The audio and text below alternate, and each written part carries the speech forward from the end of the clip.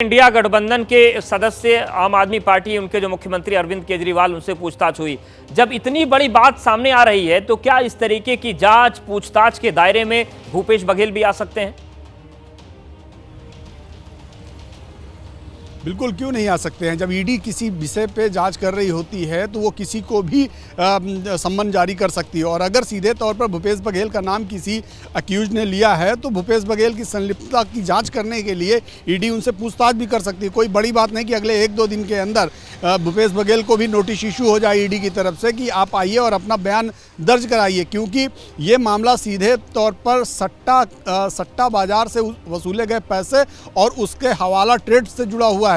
और हवाला ट्रेड में कोई भी अगर शामिल है और वो जांच के दायरे में आता है तो उसको जो है जांच का सहयोग करना पड़ेगा। और ईडी निश्चित रूप में आज नहीं तो कल भूपेश बघेल से इस मसले में पूछताछ करेगी। और मैं पहले जैसा कह रहा था कि भारतीय जनता पार्टी को इस पूरे मुद्दे पर एक बड़ा हथियार मिल गया है, एक बड़ा ब्रेक थ्रू है इस पूरे चुनाव में, और वो इस मामले को लेकर कहीं ना कहीं भूपेश बघेल को कटघरे में खड़ा करेंगे और जनता के बीच में इस मसले को लेकर जाएंगे। बिल्कुल ज्ञानेंद्र, जिस तरीके से छत्तीसगढ़ की राजनीति है उसमें एक डायरी का जिक्र बहुत ज्यादा होता था और कांग्रेस कहती थी कि उस डायरी में लिखा मिला सीएम मैम, और उसको लेकर पूरे नेतृत्व को कांग्रेस घेर लेती थी। लेकिन जब उनके खुद मुख्यमंत्री के नाम आने की बात ईडी के हवाले से आ रही है तो क्या अब दोनों ही दलों की सामान्य स्थिति हो गई? अब कौन कितने बेहतरीन ढंग से हमला कर पाता है ये देखने वाली बात होगी, क्योंकि दाग दोनों तरफ लग गए।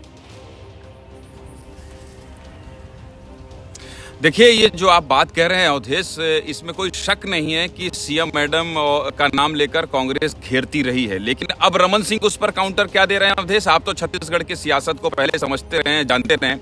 रमन सिंह ये कह रहे हैं कि चलिए ठीक है, सीएम मैडम का नाम था, 5 साल आपकी सरकार थी, कि एजेंसी आपके पास थी और WAC भी आपके पास भी, तो क्यों आपने मेरा घोटाला साबित नहीं कर दिया? इसका जिक्र करके रमन सिंह बचने की कोशिश कर रहे हैं कि भाई आपकी सरकार थी, आप जेल में डाल देते, नहीं कर पाए ना। लेकिन अब ये जो जांच है, देखिए, जब चुनाव सर पर हो अवधेश और 500 करोड़ रुपए का आरोप लग जाए तो ये आरोप बहुत बड़ा हो जाता है।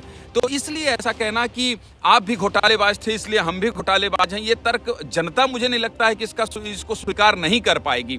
और ये जो चुनाव के ठीक पहले 7 तारीख को अवधेश 7 नवंबर को पहले चरण का मतदान होना है, और उससे पहले आप मुख्यमंत्री पर इतना बड़ा आरोप लगा देना, मैं ये कह रहा हूं जैसा कि आपने नीरज से पूछा कि क्या पूछताछ के लिए बुलाएगी, सबसे बड़ी बात तो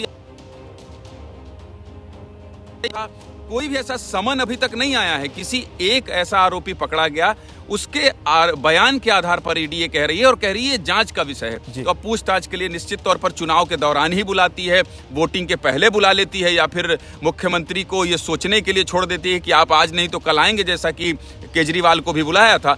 तो ये तमाम मसले हैं, ये बात बाद में पता चलेगी। लेकिन चुनाव में ये 508 करोड़ का जिन जो है ये तैर गया है, और अब जिस पर चर्चा होने लगी है कि बहुत पैसा मिला है गुरु जी। बिल्कुल ज्ञानेंद्र, एक सवाल और भी है कि अगर हम जमीनी स्तर पर भूपेश बघेल की छवि की बात करें तो जनता से कनेक्शन बड़ा अच्छा है, उनको प्यार से उनको जनता काका बोलती है और बड़ी अच्छी छवि उनकी है और 5 साल में अच्छी छवि रही।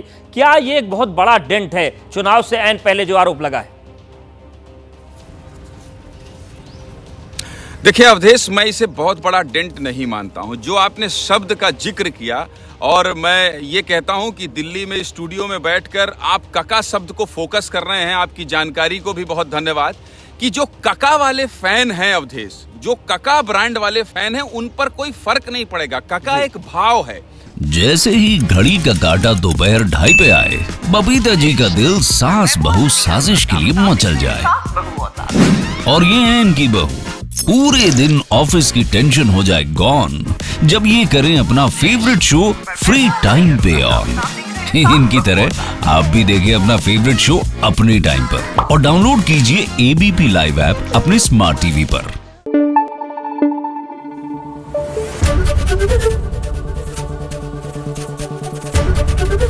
ABP न्यूज आपको रखे आगे।